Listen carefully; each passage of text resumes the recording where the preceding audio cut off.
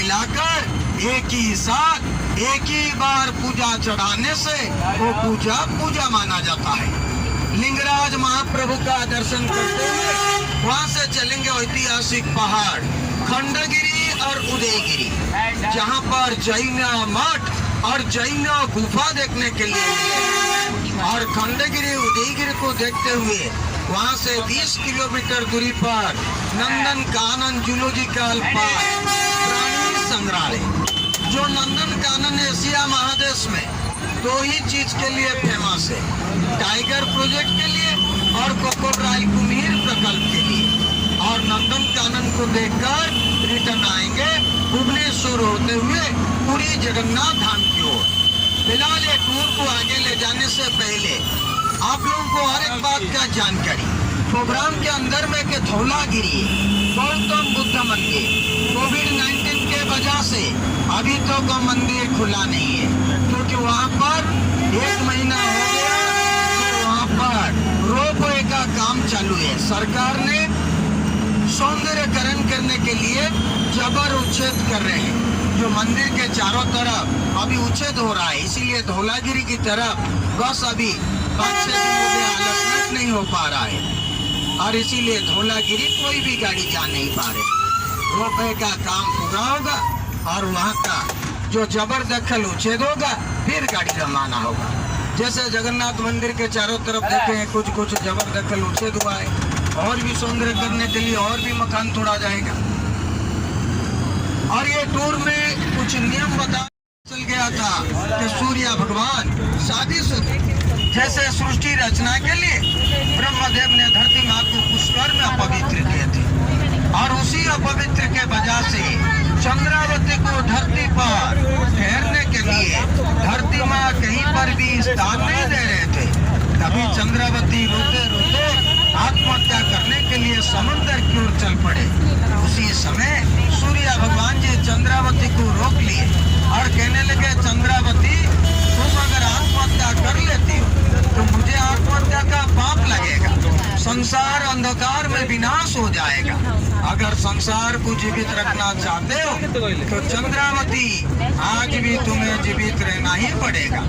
चंद्रावती रोते हुए कहने लगे, भगवान जी कैसे लीला है, खुद ही मुझे अपवित्र कर चुके हो, और इसी अपवित्र के वजह से मुझे धरती पर ठहरने के लिए धरती माँ कहीं पर भी स्थान नहीं दे रहे। तभी चंद्रावती को एक वरदान प्राप्त हुआ कि देखो चंद्रावती, अगर धरती पर तुम्हें स्थान नहीं मिल रहा है तो फिर आज से तुम पाताल पर चले जाओ, पाताल पर ही ठहरना। साल भर में एक ही दिन जमीन के अंदर से निकलोगे, 100 शरीर नहीं एक नदी के रूप में, और उसी दिन तुम्हारा नदी के जल से जो भी कोई स्नान करेंगे 7 बार गंगा से नहाने का पुण्य फल एक ही बार में प्राप्त करेंगे। और वो दिन होगा माघ महीना शुक्ल दिन सप्तमी के दिन पर, जो कि बसंत पंचमी सरस्वती पूजा के एक दिन बाद षष्ठी के मध्यरात्र से वो सूखा मैदान से अपना पानी निकलना शुरू होगा। सप्तमी का पहला आलोक वो पानी को टच करते ही वो पानी धीरे धीरे अपन जमीन के अंदर दबक जाएगा, और उसे ही कहते हैं मैजिक ऑफ नेचर, कुदरत का करिश्मा। वहाँ पर हम लोग रुकेंगे 15 मिनट हल्का होने के लिए, सागर देखने के लिए। उसके बाद चलेंगे विश्वविख्यात कोणार्क मंदिर को देखने। ये कोणार्क मंदिर को 12वीं सेंचुरी में गंगा वंश के राजा लांगुला नरसिंह देव माने हुए चुने हुए 1200 कारीगर नियोजित करके ये कोणार्क मंदिर को बनाए। लेकिन ये कोणार्क मंदिर बन गया सच, लेकिन प्रतिष्ठा हो नहीं पाया। प्रतिष्ठा ना होने का वजह कहा जाता है कि राजा ने 1200 यानी 12वीं सेंचुरी में 1200 कारीगर नियोजित करके कोणार्क मंदिर को बना रहे थे, लेकिन ये कोणार्क मंदिर बिना चुना सीमेंट से 528 फुट बनाने का प्लानिंग था, उसे 228 फुट पर सीमित रखा गया। तो फिर राजा ने यहाँ पर जो 1200 कारीगर इस कलिंग से चुने हुए थे, उन्हीं 1200 कारीगर में से एक मुख्य कारीगर थे जिनका नाम था विशु महाराणा उर्फ विश्वनाथ। वही विशु महाराणा जब अपने घर से आए थे मंदिर को बनाने के लिए, उस समय उसका पत्नी माँ बनने वाली थी। घर से आने के बाद उसका पत्नी का एक लड़का पैदा हुआ था और उसका नाम रखे थे धर्मपद। और अब धर्मा वही धर्मपद बढ़ाकर पाठशाला में गए पढ़ाई करने के लिए। लिखते लिखते उनके हाथ से कलम गिर गया। तभी उसका दोस्त ने उसका पिता का नाम पूछने लगे।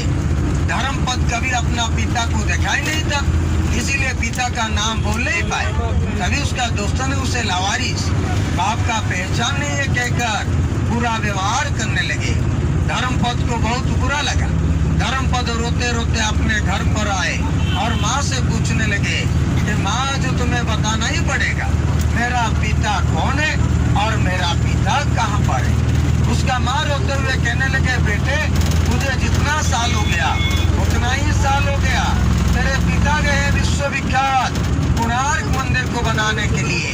वो आज तक जिंदा है या मुर्दा है ये मुझे पता नहीं। तभी बेटा अपने माँ से पिता का परिचय पूछने लगा। तो फिर सीताराम परिवार बताइए परिचय क्या है। आप अपने माता से जाकर पूछेंगे पिताजी का परिचय दीजिए, उत्तर तक कुछ आपके ओर से मिलना चाहिए।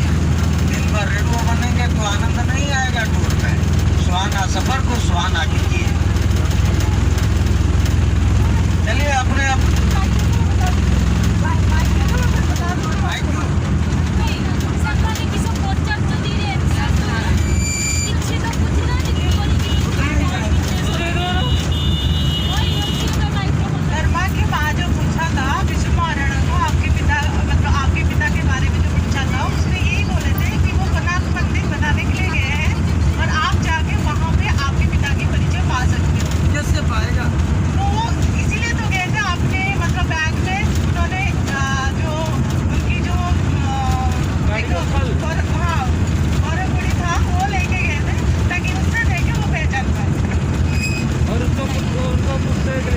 कोई नारी पतिव्रता नारी अपने पति परमेश्वर का नाम क्या पहला अक्षर भी मुंह में नहीं लेते, तो फिर वो कैसे अपना बेटे को पति परमेश्वर का नाम बोल देगा।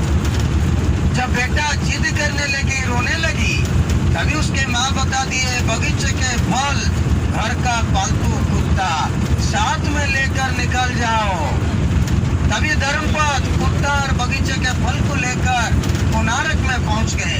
निशानी के तौर पर बगीचे के फल पिता को पहचानने के लिए पालतू कुत्ता साथ में आया था। 1200 कारीगर में से कुत्ता अपना मालिक को ढूंढ लिए। मालिक अपना बगीचे के फल को देखकर अपना खून अपना निशान को पहचान ली। खून को पहचानते ही रोते हुए कहने लगे, बेटे तुम आज यहीं से ही लौट जाओ। कल सुबह माँ से कहना हाथ से चूड़िया सर से सिंदूर हमेशा के लिए मिटा दे। अगर तुम भी एक पर ठहरोगे तो तुम्हें भी 1200 कारीगर के साथ ही राजतंत्र शासन भुगतना पड़ेगा, क्योंकि राजा का आदेश है 12 साल के अंदर में मंदिर का काम पूरा करने के लिए। कल सुबह होते ही 12 साल पूरा हो जाएगा। Just 1 minute. इस नदी का नाम है नया रिवर। इसके बाद आ रहा है भृगु ऋषि के नाम से भार्गवी नदी और जगन्नाथ जी का ससुर वरुण देवता से बंगोप सागर का मिलन। अगर मन में कुछ मन्नत है, मनीषा है, जिज्ञासा है, खुला सिक्का निकाल कर रखिए। मन्नत होगा तो भृगु ऋषि को स्मरण करते हुए सिक्का डालिए। कोच यहाँ रुकेगा नहीं, निकल जाएगा। सिक्का डालने से पहले अपना विंडो खिड़की खुला रखिएगा। अभी वो नदी आ रहा है, राइट साइड नदी सागर के साथ मिला हुआ है। नदी राइट साइड में सीमा सागर के साथ मिला हुआ है। वहाँ खुला निकलते निकलते कोच निकल जाएगा। यही नदी है भार्गवी नदी, बंगोप सागर का मिलन सीमा। क्योंकि राजा का आदेश है 12 साल के अंदर में पूरा करने के लिए। राजा ने इस 12 साल में 12 साल का राजस्व 12 ईयर्स रेवेन्यू 36,000 करोड़ स्वर्ण मुद्रा ये मंदिर पर खर्चा किए थे। एक्चुअली वजह वो नहीं था, वजह ये था कि 12 साल जिस दिन पूरा हो रहा था वो दिन था 2 माघ सप्तमी। रविवार और सूर्य भगवान जी का जन्म तिथि यानी संक्रांति, जो कि सूर्य जन्म तिथि माना जाता है। एक जन्म तिथि से जो दूसरा जन्म तिथि का अंतर रहता है 125 ईयर्स, 125 साल। जब ज्योतिष विज्ञान ने राजा को ये बात बता दी कि ऐसा दिन दोबारा उनके जिंदगी में कभी नहीं आएगा, कभी राजा का जो प्लानिंग था 528 फुट बनाने के लिए, उसे 228 फुट पर सीमित रखा गया। टेक्निकल प्रॉब्लम के वजह से जो मंगल कलश के 52 मेट्रिक टन का मैग्नेट कोई भी कारीगर सही तरह बैठा नहीं पा रहे थे। तभी धर्मपद के दिए वो काम को मैं पूरा कर दूंगा। 1200 कारीगर हंसने लगे। जो काम को 1200 कारीगर पूरा नहीं कर पा रहे, वही काम का 12 साल का लड़का कहता है कि कुछ ही समय के अंदर में पूरा करेगा।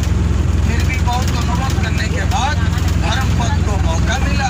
धर्मपद अपने साथ में मंदिर के ऊपर 4 कारीगर कर लेकर गए और कुछ ही समय में मंगल कलश को बिठाकर जब नीचे आए, कभी 1200 कारीगर विश्वनाथ को जिम्मेदारी ठहरा रहे थे कि विश्वनाथ तुम 1200 कारीगर के लिए जिम्मेदारी या 12 साल का लड़के के लिए। अगर 1200 कारीगर को चाहते हो 12 साल का लड़के को मार दो। अगर 12 साल का लड़के को चाहते हो तो 1200 कारीगर को मरने के लिए छोड़ दो, क्योंकि सुबह होते ही राजा को पता चलेगा 1200 कारीगर नहीं 12 साल का लड़का काम पूरा किया है, तो फिर भी तो सजा भुगतना ही पड़ेगा।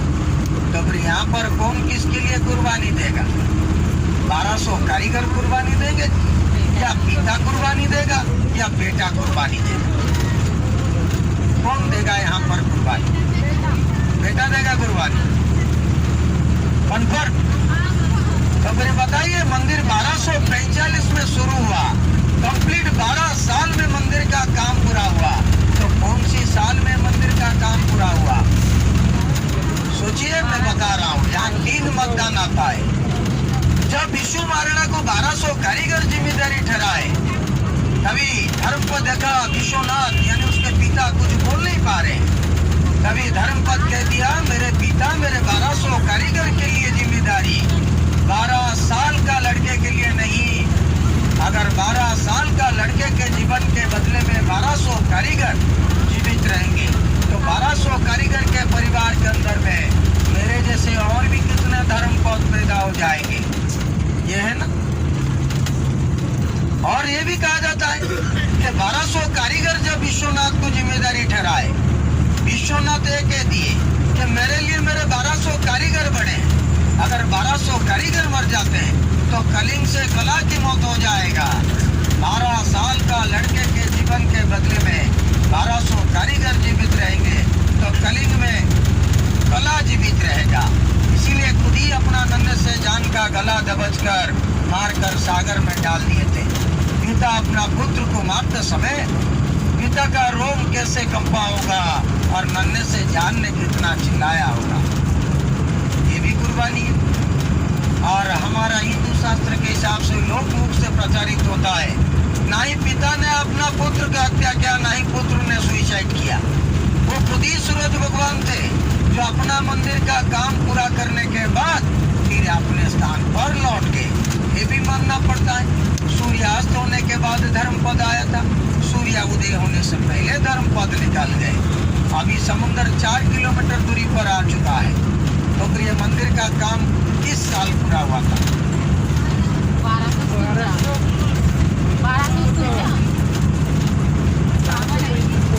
हम 1245 से बोल रहे हैं और 1957 1256 इसीलिए आप अपना एज को भी हिसाब कीजिए। आपको जब 12 साल होने के बाद जितना आएगा प्लस आएगा। 45 से काउंटिंग कीजिएगा, टोटल 12 साल 56 में पूरा होगा। इसीलिए मंदिर के साथ हर 12 जुड़ा हुआ है और उसी मंदिर के प्रतिष्ठा हो नहीं पाया। फिर भी जब चेकिंग गेट क्रॉस करके अंदर जाएंगे, मंदिर को 3 पार्ट में बंटा गया है, पहला, दूसरा, तीसरा। पहला पार्ट में 2 मूर्ति जिसे गौजो नरसिंह मूर्तियां कहते हैं। सबसे नीचे के नंगा मानव उसका ऊपर में हाथी, उसका ऊपर में एक शेर। नंगा मानव को जैन धर्म का सिंबल, हाथी को बौद्ध धर्म का सिंबल, शेर को हिंदू धर्म का सिंबल कहते हैं। और ये भी कहा जाता है नंगा मानव एक मनुष्य का प्रतीक। एक मनुष्य के जीवन में हाथी और शेर नहीं है तो जी नहीं पाएंगे। आपके पास हाथी और शेर है या नहीं? राजा के पास था, इसीलिए कोणार्क मंदिर एक बना दिए। आपके पास भी है, जितना ज्यादा होगा उसी तरह से मंदिर बना पाएंगे। थोड़ा बहुत तो होगा ही,